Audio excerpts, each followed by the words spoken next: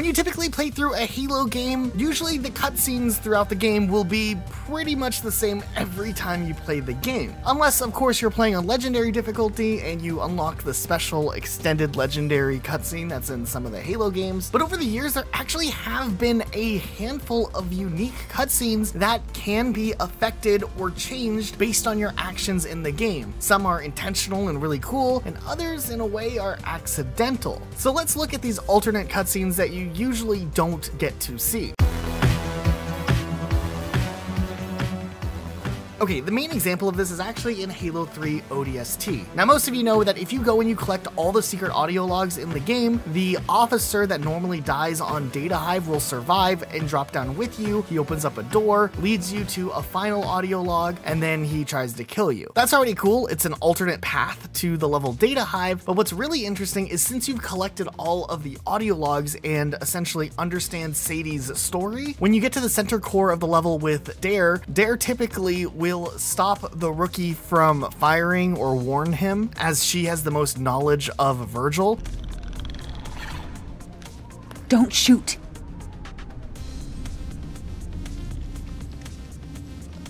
But in this alternate version of the cutscene, Rookie will actually step forward and whistle the sound that Virgil had been using, which coerces Virgil to come out of hiding.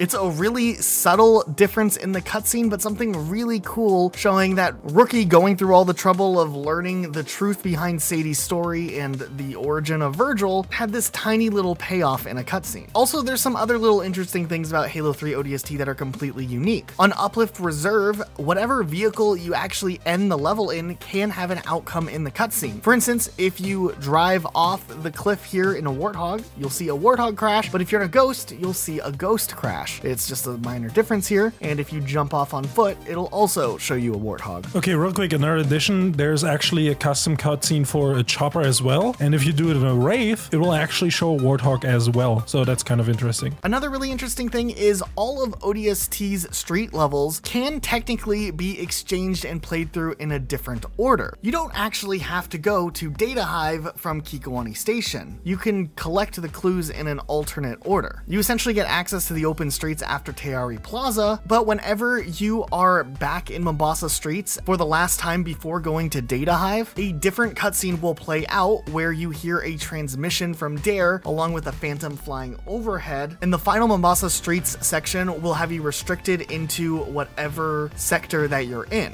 which is interesting, which means there are different versions of this cutscene in multiple different cases based on what order you played the game in. If you want to take it a step further, there's an even rarer cutscene based on this. Because in the original ODST, or if you do the final rally point in MCC, after you beat the game, you would gain access to all of Mombasa streets. In a way, it's kind of like a New Game Plus version of the game. It resets all of the clues again, and of course you have access to any of the little secret caches you may have unlocked along the way. But in this version, with the fresh start and all of the clues reset, you can technically do all of the clues in a different order and end on Teari Plaza, something you can't normally do on your first playthrough, which means that this version of the cutscene is the rarest of them all, as you can only get it on technically a second playthrough if you played through all of the levels with Teari being the last one. Veronica Dare, my beacon is active. Need immediate assistance. Someone, please respond. Okay, enough about ODST, let's look at some of the other interesting ones across the franchise. In Halo Combat Evolved on the Maw, if you fail to escape the Pillar of Autumn before time runs out, you do get an alternate cutscene that plays showing the destruction of the Pillar of Autumn. We can't make it on foot. We need a vehicle. On Assault on the Control Room, if you are a little reckless with a Banshee and you time things just right, this will happen in a cutscene, and the cutscene will just continue to play out.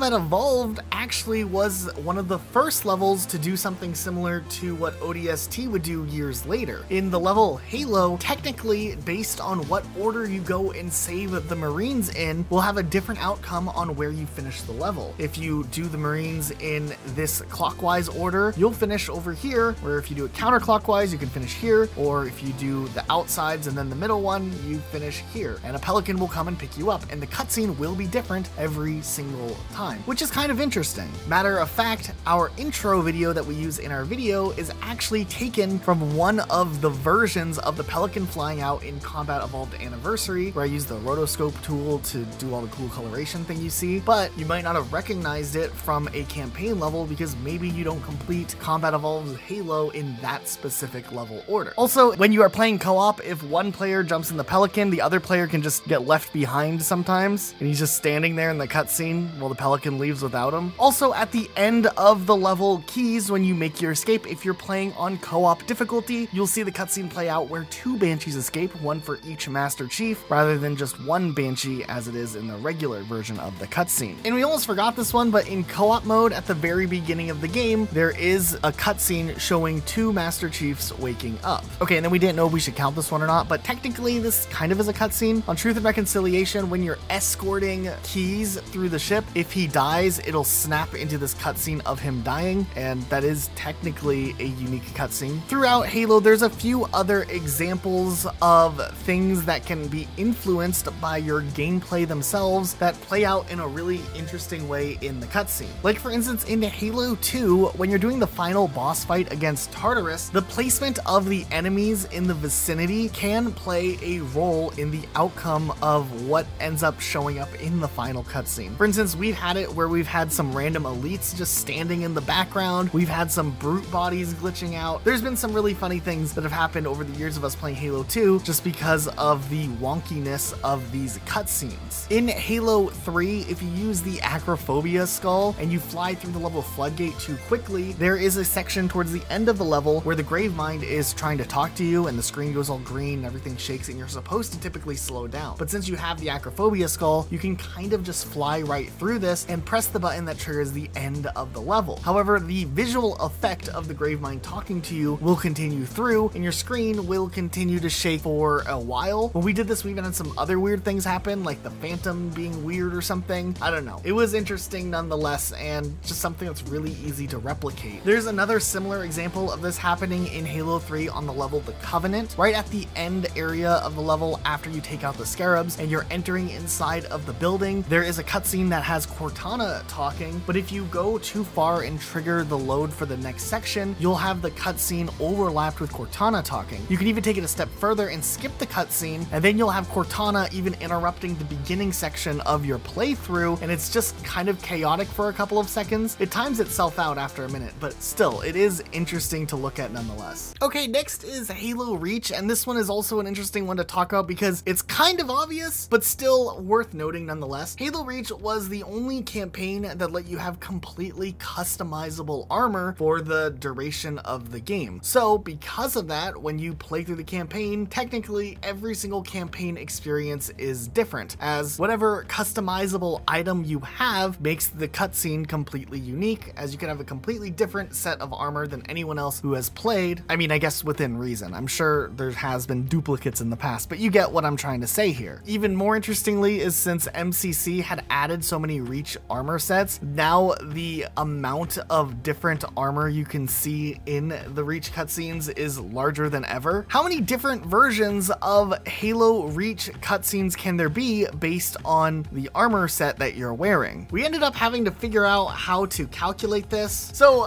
we were curious how many different iterations of cutscenes there can be based on what armor you have. So we decided we were going to try to calculate all of the different possible variations. This uses some pretty simple middle or high school algebra with a basic permutation equation, which is our way of saying we made Dim do all the math for us. Now what we did was we looked into all of the different variations for each individual armor category. In the original Halo Reach, there was only 64 different helmets if we count all of the different attachments you can or can choose not to have on. But by the time they added the big update to MCC, adding the new armor, this number was increased to 90 different helmet variation. We're still left with 5 different visors, 18 different shoulders, which mind you can have alternating shoulders, so we have to add a category for the left shoulder and a separate category for the right shoulder. There's 25 different chest variations, 6 options for your wrist, 6 options for utility, and different options for your knees. And in total, we found out based on this, if you were trying to go and get cutscenes of every single variation possible, you would have to go in 524,880,000 times to get each version that is possible. But wait, there's more. Technically, there is a huge section of colors that we can choose to alternate Noble 6's appearance as well. And this huge palette of colors where you can change your primary and your secondary color also, of course, changes the outcome of the cutscenes. So if we want to count for the colors as well, we have to multiply the number by both a primary color amount and the secondary color amount to get all the variations, which means the grand total actually is much bigger. 472,392,000,000 different versions are possible to show up in the cutscenes based on your armor selection in Halo Reach. Yeah, I was actually really surprised how this number just skyrocketed to where it was, but I mean, I guess it technically does make sense if you think about it. Halo 4, there was this cutscene that had broken light mapping in the Master Chief Collection for like years before it was finally fixed. So I mean, it should count too, right? Like there are 2 distinct different versions of this cutscene. These next ones are a little interesting because they technically should count here also, but they are first-person cutscenes that happen in Halo 5 where you are seeing a cutscene play out. You don't have any control over your character, though you are in the first-person perspective. But since the whole squad mechanic was introduced in Halo 5, when you're playing co-op, some players will witness the same thing happening, but from a slightly different angle. Like this very first cutscene at the beginning of the first level, or the very end of the last level if you're the player furthest ahead, ending the